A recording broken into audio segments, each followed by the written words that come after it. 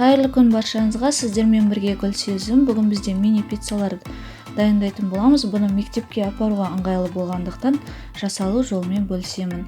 Ең әуелі шай қасық ашытқы, оның үстіне 120 грамм жылы сүт құямыз. Ары қарай бір дана жұмыртқа, шай қасық қант және де жарты шай қасық тұз қосатын боламыз. Және 130 граммдай жылы су құямыз. Жақсылап барлығын араластырып аламыз. Және де араластырып болғаннан кейін бір ас қасық майонез қосатын боламыз.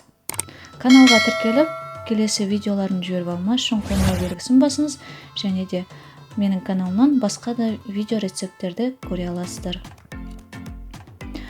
Майонезді қосып араластырып алғаннан кейін електен өткізілген менде ұн қосатын боламын. Мен ұн бұл жерде 350-400 граммдай кетеді. Қамырымызды жақсылап енді араластырып, оны тынықтырып қоя тұрамыз. Қамырымыз тыныққаннан кейін мен бөліктерге бөліп, яғни жан-жағын түйіп алдым. Видеода көрсетілгендей, оны пергамент қағаз төселген противенімізге қойып, ортасына осындай кетчуптарды жағып шығатын боламын. Жасалу жолы өте оңай және де дайындалуы тез.